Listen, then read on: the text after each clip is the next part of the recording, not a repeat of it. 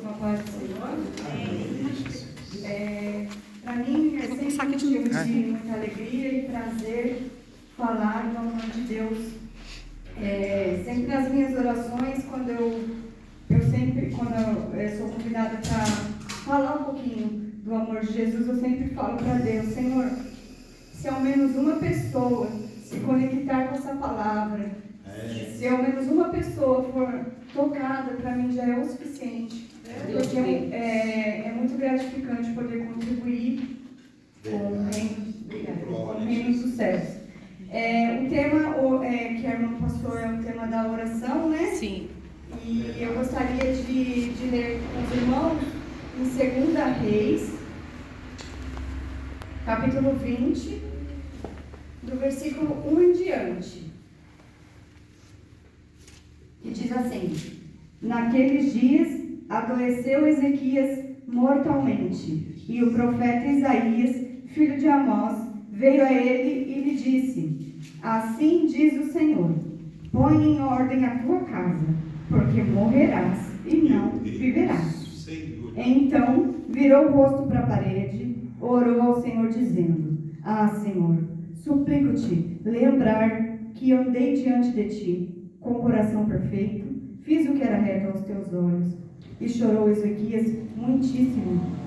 Sucedeu, pois, que não havendo Isaías ainda saído do meio do pátio, veio a ele a palavra do Senhor, dizendo: Volta, diz a Ezequias, chefe do meu povo, assim diz o Senhor, Deus de Davi teu pai: ouvi a tua oração, vi as tuas lágrimas, e te sararei ao terceiro dia, subirás à casa do Senhor. Acrescentarei os dias 15 anos, e te livrarei da Síria, e ampararei esta cidade por amor de mim, e por amor de Davi teu servo. Disse mais Isaías: Tomai uma pasta de figos, e tomaram e puseram sobre a chaga, e ele sarou. Irmãos, é impossível não sentir a presença de Deus. Aqui, irmãos, a gente vai falar um pouquinho a respeito da oração de um rei. Rei Ezequias. O rei Ezequias foi o rei de Judá. Ele foi um dos melhores, segundo a Bíblia, um dos melhores reis do Antigo Testamento. Ele começou a reinar, ele tinha 25 anos de idade. E o seu reinado durou 29 anos. Meu pai. Ezequias era filho de Acás. Acás fez o que era mal aos olhos do Senhor. Acás era um rei mau, um feiticeiro, um idólatra, conhecido por suas feitiçarias. Um dos seus feitos foi ele ter fechado o templo do Senhor naqueles tempos e impediu o povo de adorar ao Deus. Também conhecido por sacrifícios, ele sacrificou o próprio filho a deuses pagãos. Esse era o seu pai. Só que Ezequias fez diferente. Ezequias fez o que era bom e reto aos olhos do Senhor. Oh, Deus. Então, o que Ezequias fez? Ele reverteu tudo que o seu pai fez de ruim. Ele reabriu o templo para que o povo pudesse adorar. Ele restaurou as leis de Moisés. Ele restaurou a celebração da Páscoa que o seu pai tinha impedido, tinha cancelado. Ele foi um dos feitos bem conhecidos e marcou o seu reinado, Ezequias. Nos tempos de Moisés, a mão do Senhor, Moisés levantou uma serpente de metal, para que quando o povo fosse picado pelas cobras, aquele povo olhasse para a serpente como símbolo da aliança do Senhor com o nosso Deus e fossem curados. Só que o que acontece? As pessoas levaram essa serpente de geração em geração e adoravam e cultuavam essa serpente como um Deus. E um fato importante no reinado de Ezequias foi que ele destituiu essa serpente, destruiu. E isso agradou ao Senhor, porque nós devemos adorar ao único Deus. A serpente foi para que as pessoas olhassem e lembrassem da aliança de Deus. Mas o povo é rebelde, né? O povo levou essa serpente como um Deus. E Ezequias foi para nos tempos dele, essa serpente estava no seu palácio, ele destruiu. Então, o que eu queria destacar aqui são dois grandes dilemas que esse homem enfrentou. o culto já está, né? A palavra de Deus, ela fala assim, parece que todo mundo que veio aqui ou falou, ou uma oração, falou do sofrimento. E o sofrimento, irmãos, ele faz parte do ciclo da vida. Nós estamos sujeitos e somos frágeis e vamos passar pelo sofrimento. Todo mundo vai passar por um sofrimento na vida. E às vezes, o inesperado acontece na nossa vida. E parece que quando uma coisa acontece tudo de uma vez. Não basta uma coisa, vem outra. E é assim que acontece com a gente. Não só com a gente. Acontece com o rico, acontece com o pobre, acontece com o crente, acontece com o não crente. O sofrimento, ele faz parte da nossa vida. Às vezes a gente está passando por momentos de enfermidade, às vezes é um diagnóstico que a gente está lutando aí contra, conflitos familiares, uma separação conjugal, ou a distância de alguém que você ama, é um sofrimento, né, irmãos? E com Ezequias não foi diferente. O primeiro dilema que eu gostaria de relatar e abordar com os irmãos é em 2 Reis, e voltar só um pouquinho no versículo 18, que diz assim, que o primeiro dilema que ele enfrenta aqui é o dilema de um cerco militar. O rei Senaqueribe, um rei muito poderoso da Síria, com o objetivo de se consolidar ali, ele acabara de tomar o reino do norte e agora ele vem para Judá e cerca a cidade de Judá. E diz a palavra que ele cercou a cidade com 185 mil homens. Meu Deus. Agora você imagina só esse rei, com a sua cidade cercada por um exército grandioso, como que ele não ficou? Ele já se deu por vencido, porque ele não tinha homem suficiente para lutar. Então, ele rasgou as suas vestes perante o Senhor. E diz a Bíblia que o rei Senaqueribe, o rei da Síria, zombou dele. E ele dizia para o povo: não vos engane, eu acabei de invadir a cidade de Judá, e lá tinha deuses, e não puderam salvar o seu povo. E assim será com você, Ezequias. O seu Deus não vai te livrar das minhas mãos. Ezequias ficou ali, ele sentiu o impacto da pressão do adversário, porque com 185 mil homens cercando a cidade, jurando que iria acabar com eles, a única esperança que ele tinha era em Deus. E foi isso que ele fez. Só que o Senaqueribe, ele falava para o povo assim: povo, façam um trato comigo. Se vocês aceitarem o meu trato, porque vocês já estão vencidos. Se vocês aceitarem o meu trato, pelo menos vocês vão beber da sua própria água, vão comer da sua própria terra, beber da cisterna, porque vocês vão trabalhar para mim. E aqui eu aprendo uma coisa, irmãos, que nós não devemos ceder às tentações, não devemos ceder à pressão do nosso adversário. E diz a Bíblia, no 2 Reis, versículo 19, capítulo 19, versículo 6. Isaías chegou, porque Isaías viveu no tempo de Ezequias, irmãos. Ele disse assim para Ezequias: assim diz o Senhor vosso Deus, não temas as palavras que ouvistes, com os quais os servos do rei da Síria me blasfemaram. E olha só o que Deus promete fazer com aquele que te ataca, aquele que blasfema contra o Senhor, aquele que te afronta.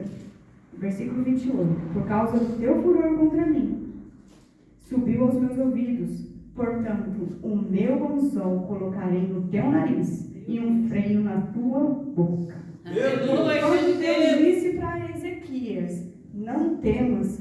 Irmãos, isso não foi um pedido, foi uma ordem do Senhor. Aleluia! Nós devemos entender que quando Deus fala não temas, Ele está nos livrando do nosso adversário, mas o nosso medo, às vezes o medo, ele nos oprime, nos paralisa, e quando a gente está com medo, a gente pode até ceder às provocações do nosso adversário e fazer acordo com o adversário, mas Deus está dizendo: não faça acordo com o seu adversário. Sim, confia em mim, que eu te livrarei dos teus inimigos. Aleluia! Eu creio, Senhor. Amém? E diz a Bíblia que naquela mesma noite, apenas um anjo do Senhor saiu e matou 185 mil militares. Esse é o Deus que você serve. Você só precisa confiar. Eu sei que é difícil. Você imagina você estar cercada por um adversário te zombando, te atacando, falando que vai destruir você. E você ter que ficar quieto e só confiar. E orar, né, irmãos? Porque Ezequias, ele se rasgou na presença do Senhor. É isso que mudou o destino dele. A atitude na oração. E aqui eu vejo isso, que nós precisamos confiar no Deus que faz todas essas coisas. A Bíblia diz: buscar-me-eis e me achareis, quando me buscares de todo o nosso coração. E aqueles que zombam de Deus serão envergonhados. Eu creio, amém? Esse foi o primeiro dilema. No próximo versículo é o que eu li aqui no capítulo 20. O segundo dilema que Ezequias enfrenta é uma doença mortal. Diz a Bíblia que este homem estava gravemente doente. Ele tinha uma úlcera no seu estômago. E às vezes, irmãos, a gente pensa que por nós sermos servos de Deus, nós estamos isentos das doenças, do sofrimento, né? E não. Mas a diferença é que quem tem Jesus, quem serve a Deus, sabe a quem recorrer. E o mundo não tem isso. Às vezes o mundo as pessoas enfrentam tantas dificuldades e a ponto de querer tirar a sua própria vida porque não tem Deus. Não sabe que o Senhor Jesus pode ir a fundo. E às vezes a gente se encontra no fundo de um poço, mas nós olhamos para o alto, olhamos para cima, que o Senhor pode nos tirar dessa condição. Só que diz a Bíblia que o profeta Isaías chega até ele e dá uma notícia dura, irmãos. Diz a ele: põe a tua casa em ordem, porque você morrerá e não viverá. É difícil, né, irmãos, receber o nome de Deus. Às vezes a gente está com o coração só apropriado a receber o sim, né? Mas aqui nesse momento, Ezequias recebeu uma notícia muito difícil para ele. Ele só tinha 39 anos quando Deus disse a ele que ele iria morrer, ele não iria viver. Sabe o que diz a Bíblia no versículo 2? Então virou o rosto para a parede. Irmãos, muitas das vezes na nossa vida, a gente só tem uma parede mesmo para virar. A gente não tem amigos. Às vezes nem adianta a gente falar para ninguém a nossa situação, porque ninguém pode resolver o nosso problema. E ele chora, diz a Bíblia que ele chora amargamente. Imagina, tenta você imaginar a dor desse homem. Ele saber que não tem mais nada para fazer, que a sua vida chegou ao fim. E às vezes a nossa condição de seres humanos é essa, irmãos. Às vezes a gente precisa tirar a nossa capa de super-herói e pode chorar, porque o sofrimento faz parte do ciclo da vida, né? E o importante é você saber aonde você encontrar o Senhor. Como no versículo 3 diz assim: ah, Senhor, suplico-te lembrar de que andei diante de ti em verdade, coração perfeito, e fiz o que era reto aos teus olhos. Meu Deus! Irmãos, quem dera que a cortina da nossa vida fechasse hoje, você pudesse orar como Ezequias orou. Senhor, eu fiz o que era reto aos teus olhos. Eu tive um relacionamento com o Senhor, a gente andava junto.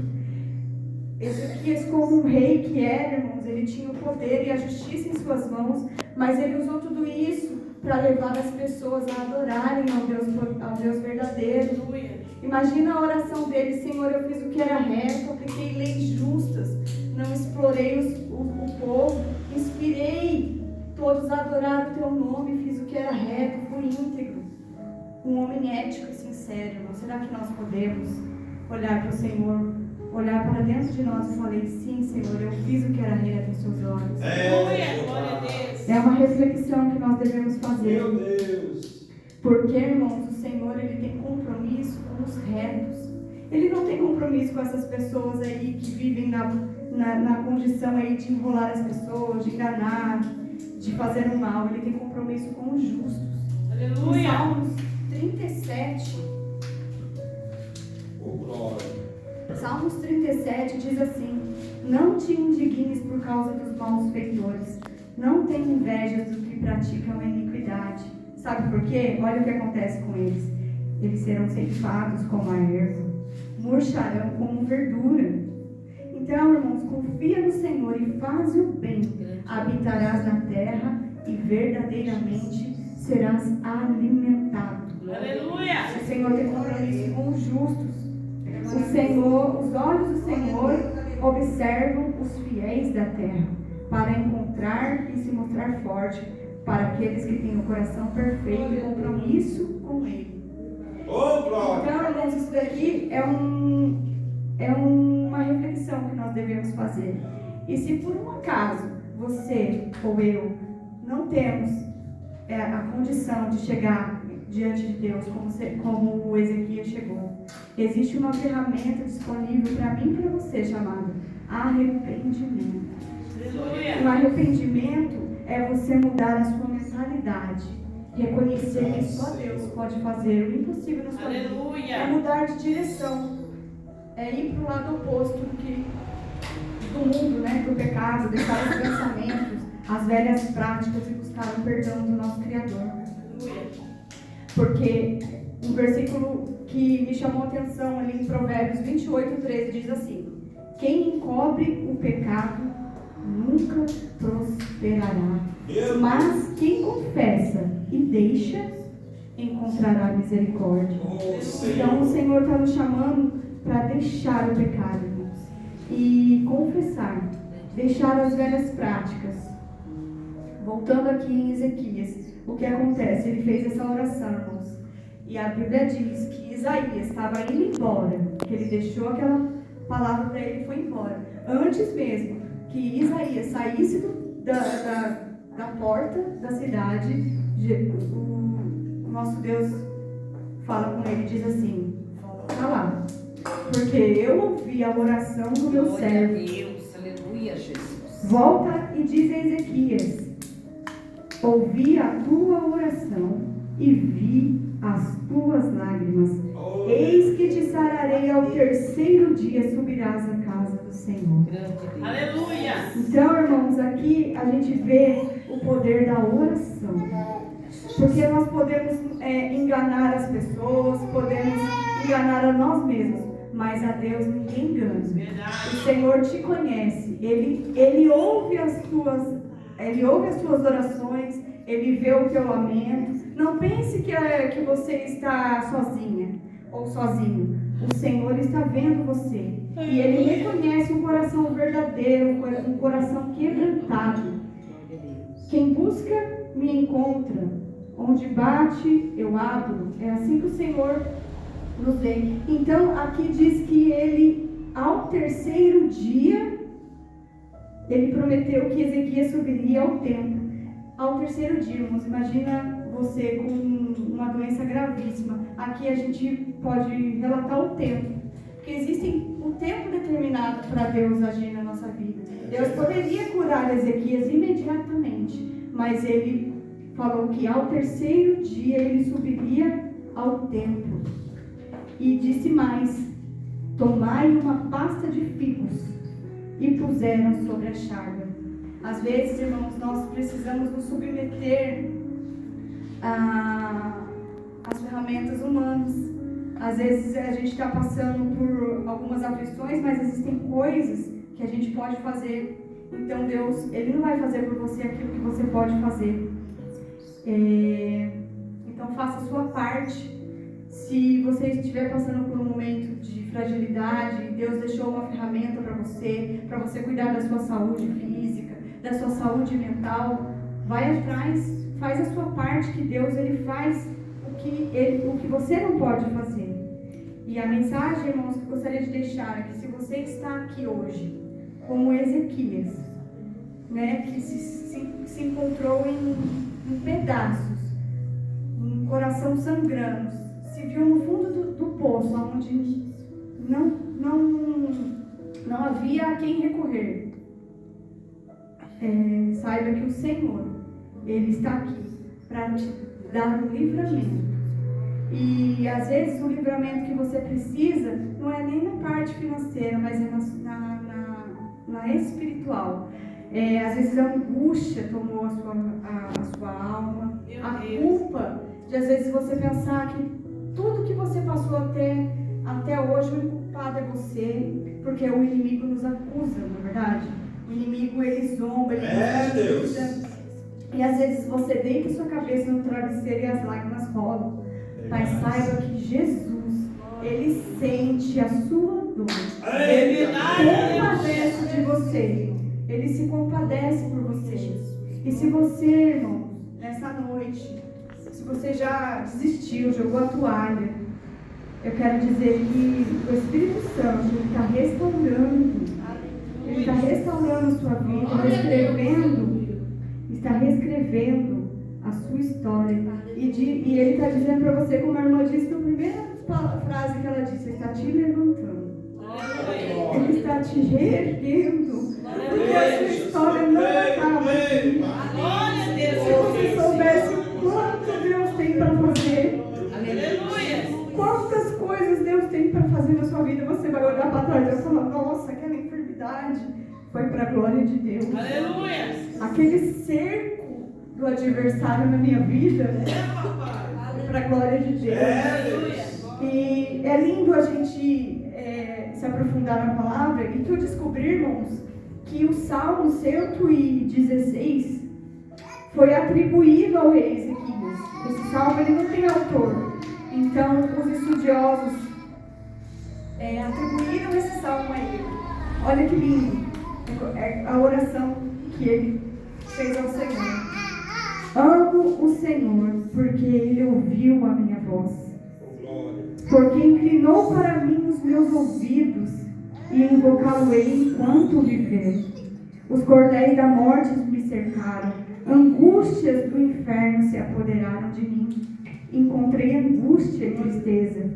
Então invoquei o nome do Senhor, e Ele livrou a minha alma. No versículo 7, ele tem um diálogo com a sua própria alma, que muitas das vezes a gente precisa ter esse diálogo com a nossa própria alma. Às vezes a gente está desassossegado, a gente está com o coração tão aflito, e a gente precisa entrar no nosso quarto, sozinhos, fechar a nossa porta e ter uma conversa consigo mesmo, como Ezequias fez.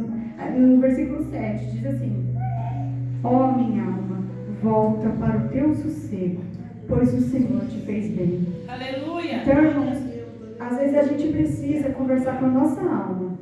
Volta para o teu sossego, porque você precisa lembrar que o Senhor te fez o bem. Então, se aproprie-se das promessas que o Senhor fez na tua vida. E lembra-te que nenhuma condenação há para aqueles que estão em Cristo Jesus. Aleluia. Saiba que você está selado com o Espírito Santo da promessa. E que o mundo inteiro pode virar as costas para você, mas Deus nunca vai te abandonar. Amém? Que essa palavra, irmãos, toma posse disso. Creia nisso. Diz a sua alma: volta, ó minha alma, ao seu sossego, porque o Senhor te faz e te fez bem. Amém? Eu agradeço a oportunidade e as palmas vão ao Senhor.